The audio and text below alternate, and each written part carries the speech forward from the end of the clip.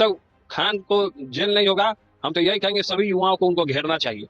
कोई कमी निकल जाती है मेरे भाई के अंदर तो दे देना सजा भाई। इतना विश्वास रखते हैं सर आप खान सर के साथ खड़े, अरे हम अंत तक खड़े हैं मेरे भाई, अंत तक खड़े, बिल्कुल अंत तक खड़े हैं हम। मैंने खान सर को मैसेज किया, मैं आपको चैट दिखाता हूं।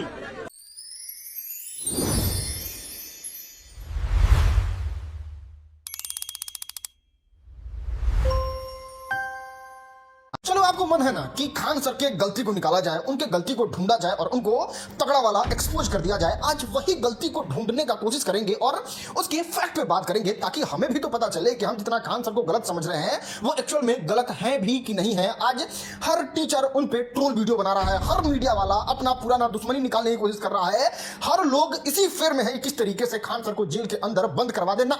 आज की वीडियो में बिल्कुल बात नहीं करेंगे कि कहां हॉस्पिटल बनवाए, कहां कितने बच्चे को पढ़ाए, कहां सस्ता शिक्षा दिए, कहां लोगों का मदद किए, सिर्फ गलती ढूंढा जाएगा इनका। देखो पहले आप इस बात को जान लो, किसी टीचर के साइड से नहीं है, जो सही होता है, जो फैक्ट होता है, जो आपके सामने पहुंचाने लायक बात होता है वो हम जरूर से दिखाते हैं, प्रमुखता से दिखाते हैं। और कल रोशन आनंद सर का भी पूरे मैटर को हमने बहुत अच्छे से दिखाया था, बहुत एक्सप्लेन वे में दिखाया था, लेकिन उस एक्सप्लेन वे में दिखाने के बाद जो चीज सामने आया है वो भी आपको जानने का हक है। और जरा समझते ही खान सर की किस बात पे लोग सबसे ज्यादा ट्रोल कर रहे हैं और सबसे ज्यादा उनको विलन बनाए हैं। तो खान को जेल नहीं होगा, हम तो यही कहेंगे सभी युवाओं को उनको घेरना चाहिए। कोई कमी निकल जाती है मेरे भाई के अंदर तो दे देना सजा भाई।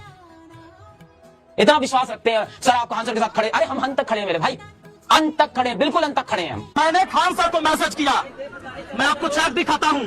हाँ ये गलती है, इसको मान रहे हैं, लेकिन हम भी आप भी इसको उस वक्त तक ही मान रहे हैं जब तक इसके बारे में जानकारी नहीं है। आप इस बात को समझ लीजिए कि कोई वकील या फिर कोई क्लाइंट ये डिसाइड नहीं करता है कि वो उस दिन अब्सेंट करेगा या फिर नहीं करेगा। अगर आपका केस है, सुनवाई होना है, तो वो जज साहब ही डिसाइड कर सकते हैं कि इसमें वकील को क्या करना है। जिस तरीके से जज साहब ने कर दिया कि आपका बेल ग्रांट हो गया, आप बाहर जाइए, उस तरीके से जज साहब को एप्लीकेशन दिया जाता है, हेल्थ का अपना पूरा डिटेल दिया जाता है, और जज साहब को ऐसा लगता है कि नहीं इस वकील साहब को एक दिन के लिए राहत दिया जा सकता है, तब जाके वो राहत ले सकते हैं। और उस तरीके से ही खान सर के वकील ने राहत लिया था, ये नियम कहता है, ये कानून कहता है। अब मतलब गलती नंबर 1 का सीधा जवाब ये है कि वकील साहब को उस दिन जाना ही पड़ता, क्योंकि कोर्ट का आदेश था और ये आदेश रोशन आनंद सर के भाई के मैटर से पहले ही हो चुका था। और अब भाई के साथ उस तरीके से हो गया तो कोर्ट का आदेश तो नहीं बदल सकता है। और उस दिन जो खान सर के वकील ने छुट्टी लिया था वो कोर्ट के परमिशन से लिया था। कोर्ट ने सारे मामले को देखा था कि इनको छुट्टी देने लायक है कि नहीं है, तब कोर्ट ने कहा कि हाँ लायक है और फिर जाके छुट्टी मिला था। तो इसमें खान सर का किसी तरीके से ना इंटरफेरेंस था।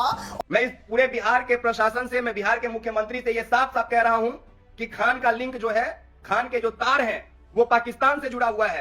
अरे हाँ भाई बिल्कुल सही कह रहे हो। इनफैक्ट हम तो समर्थन कर रहे हैं, हम तो ये बात को जान रहे हैं कि खान सर पाकिस्तानी है, खान सर का पाकिस्तान से कोई ना कोई कनेक्शन है। बताओ देश में हमारे नीट पेपर लीक हुआ, नीट पेपर लीक होने के पीछे कारण ये था कि पाकिस्तान के बहुत घुसपैठिया, उधर बांग्लादेशी, उधर अफगानिस्तानी स्टूडेंट जो है वो आ चुके थे और देश में आके एग्जाम दे दिए थे नीट का। अब नीट का इंटरनल सोर्स मिल गया था भारतीय शिक्षा मंत्री धर्मेंद्र प्रधान को, तो वो कहें कि देखिए इसमें कुछ मास्टर स्टॉक करना होगा, हिंदुस्तान के आबरू का सवाल है, यहाँ के स्टूडेंट का सवाल है, तो लीक का अफवाह फैला देते हैं और पेपर कैंसिल कर देते हैं।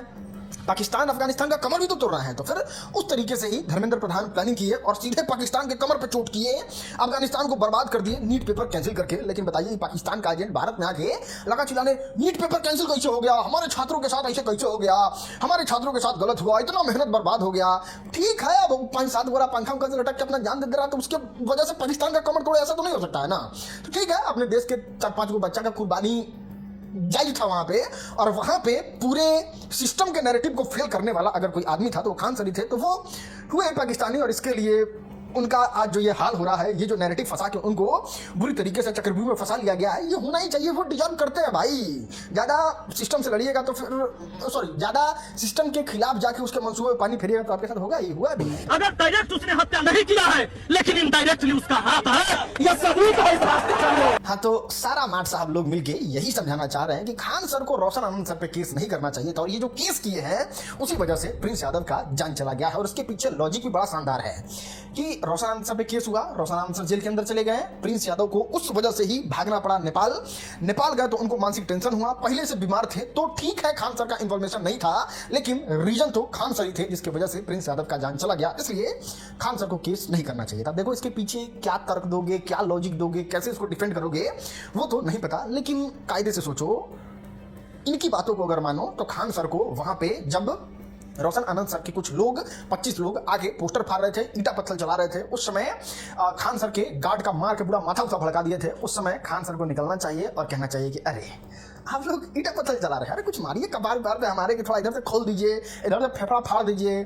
बाकी सरकार को जो लाखों रुपया टैक्स देके बंदूक खरीदे हैं, ये जो 1-1 लाख रुपया बॉडीगार्ड को पैसा दे रहे हैं, ये सब तो शोभा के लिए है। कभी भीड़ में गए तो वो हवाई फायरिंग करके उनको नहीं भगाना चाहिए था, उन पर FIR नहीं करना चाहिए था। खान सर को ईटा पत्थर खा के मर जाना चाहिए था। फिर देश में कुछ दिन क्रांति होता, कुछ दिन थोड़ा बात होता, बहुत ज़्यादा हीरो बन जाता था, 3-4 जगह मूर्ति बन जाता, और फिर अपना रोशन आनंद सर आराम से पढ़ाते, खान सर अपना आराम से दुनिया को छोड़ के जाते और अच्छा माहौल एकदम शांति प्रिय हो जाता। नहीं मतलब आदमी हवा में भी गोली नहीं चलवाए, आदमी FIR भी नहीं करे, आदमी हमला हो रहा है तो बाहर निकल के पूरा खोपड़ा उपड़ा खोलवा के परलोक सिधार जाए, और फिर आप लोग कहेंगे ना खान सर बहुत बढ़िया आदमी थे, अरे मसीहा थे, मसीहा ले गए चटियान जिंदे न रही नेपाल में हो सकता है किसी, अरे भाई अब 1200 करोड़ के मालिक है। यहाँ तो जगह घर में 10 लाख 5 लाख रुपया रहता है तो साला गांव में किसी को लगाता नहीं है। जो 1200 करोड़ का मालिक है, क्या पता कि लोग का नेटवर्क वहां तक है, नेपाल तक, और जो हुआ सो सही है। क्या है सच्चाई, CBI जांच से ही पता चलेगा। हो सकता है भाई, बिल्कुल 100% हो सकता है। खान सर 1200 कह रहा था। हाँ, तो खान सर जो है 1200 करोड़ के मालिक हैं। वो नेपाल के पुलिस को खरीद लिए होंगे, होटल वाले को खरीद लिए होंगे, वहाँ के आसपास के लोग को खरीद लिए होंगे, वहाँ के दोस्त सबको खरीद लिए होंगे। इनफैक्ट वो जो मिर्गी का बीमारी था उसको भी फोन करके कह दिए कि थोड़ा उनके भाई के साथ लड़ाई हो गया है, थोड़ा उसके बॉडी में चले जाओ। उनके नींद को भी कह दिए कि ना अब तुमको प्रिंस यादव के पास नहीं जाना है जब तक वो जिंदा रहा है। अरे 1200 करोड़ का मालिक है, तुमको प्रिंस यादव के पास नहीं जाना है, तो फिर नींद भी नहीं गया होगा, फिर दवाई चला गया होगा उनके रूम में, और फिर इस वजह से उनका जान चला गया और वो इस दुनिया को छोड़ के चले गए। मतलब नेपाल पुलिस आके क्लियर तौर पे ये स्टेटमेंट देती है 5 आदमी को गिरफ्तार करने के बाद, अच्छे से जांच पड़ताल के बाद, कि कोई साजिश तो नहीं है, कोई प्लानिंग तो नहीं है, कोई आके कुछ तो कर नहीं दिया। उसमें कोई सबूत नहीं मिलता है, कहीं से कोई जानकारी नहीं मिलता है।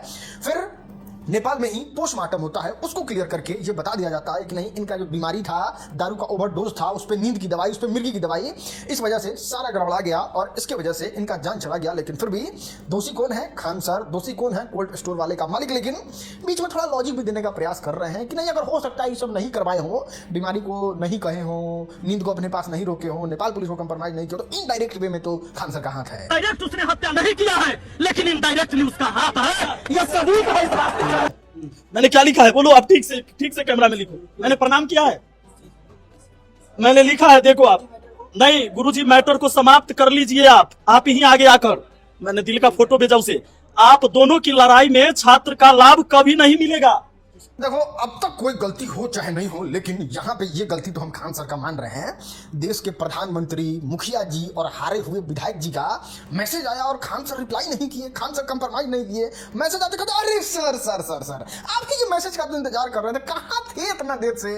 आपका मैसेज आया और हम जाए कंप्रोमाइज करने, आपका मैसेज ही नहीं आ रहा था। इस तरीके से खान सर को रिप्लाई करना चाहिए कि ना विपिन सर मैसेज कर दिए, इनका जाके पहले हम कंप्रोमाइज कर ले, मालिक का आदेश आ गया है, और तब जाके ये मैटर नहीं होता और तब जाके ये मैटर सॉर्ट आउट हो जाता। नहीं, आप खुद बताइए, एक तो खान सर से कुंठा इनके दिमाग में पहले से बैठा हुआ है, दूसरा में वीडियो बना के ये बता रहे हैं कि खान सर किसका 40,000 रुपया नहीं दिए, किसका 20,000 रुपया नहीं दिए, सोना गाना ऐसे हो गया, खान सर ऐसे है।